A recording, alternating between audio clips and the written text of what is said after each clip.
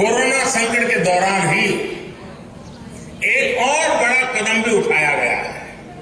ये कदम है affordable rental housing complex.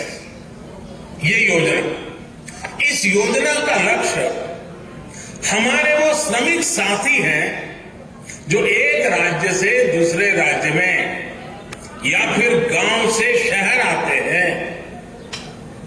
Corona के पहले तो हमने देखा था कि कुछ जगह से अन्य राज्य से आए लोगों के लिए अनाप शनाप कभी कभी बातें बोली जाती थी, उनको अपमानित किया जाता था। लेकिन कोरोना के समय सारे मजदूर अपने अपने यहां वापिस गए तो बाकियों को पता चला कि इनके बिना जिंदगी जीना कितना मुश्किल है, कारोबार चलाना कितना मुश्किल है, उद्योग धंधे चलाना कितना मुश्किल है। और हाथ पैर जोड़ करके लोग लगे वापिस आओ वापिस आओ। कोरोना ने हमारे श्रमिकों के सामर्थ्य को, सम्मान को जो लोग स्वीकार नहीं करते थे उनको स्वीकार करने के लिए मजबूर कर दिया। हमने देखा है कि शहरों में हमारे श्रमिक बंधुओं को उचित किराए पर मकान उपलब्ध नहीं हो पाते। इसके कारण छोटे छोटे कमरे में बड़ी संख्या में श्रमिकों को रहना पड़ता है। इन जगहों पर पानी, बिजली, टॉयलेट से लेकर अस्वच्छता, ऐसी अनेक समस्याएं भरी पड़ी रहती हैं। राष्ट्र की सेवा में अपना श्रम लगाने वाले ये सभी साथी गरिमा के साथ जीवन जिए, ये भी हम सभी देशवासियों का दायित्व है।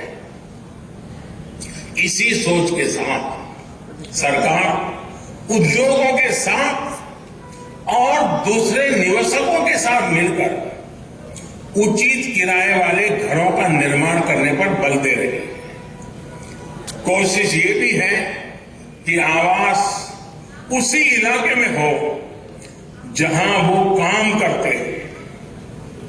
साथियों, रियल एस्टेट सेक्टर को प्रोत्साहित करने के लिए भी निरंतर निर्णय लिए जा रहे हैं। खरीदारों में उत्साह बढ़ाने के लिए घरों पर लगने वाले टैक्स को भी बहुत कम किया जा रहा है। सस्ते घरों पर जो टैक्स पहले 8% लगा करता था वो अब सिर्फ 1% है।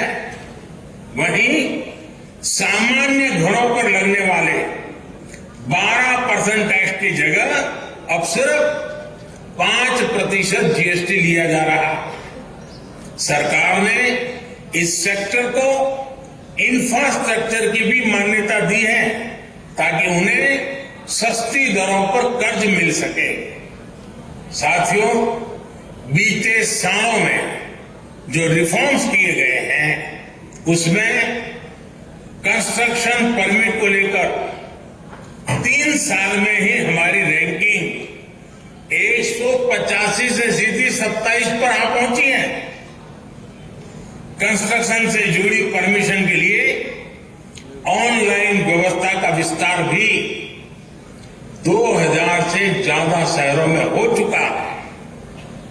अब इस नए साल में इसको देश भर के सभी शहरों में लागू करने के लिए हम सभी को मिलकर काम करना है। साथियों, इंफ्रास्ट्रक्चर और कंस्ट्रक्शन पर होने वाला निवेश और विशेषकर हाउसिंग सेक्टर पर किया जा रहा खर्च अर्थव्यवस्था में फोर्स मल्टीप्लायर का काम करता है। इतनी बड़ी मात्रा में स्टील का लगना, सीमेंट का लगना, कंस्ट्रक्शन मटेरियल का लगना पूरे सेक्टर को गति देता है। इससे डिमांड तो बढ़ती ही है, रोजगार के भी नए अवसर बनते हैं। देश का रियल एस्टेट सेक्टर निरंतर मजबूत हो, इसके लिए सरकार की कोशिश लगातार जारी है।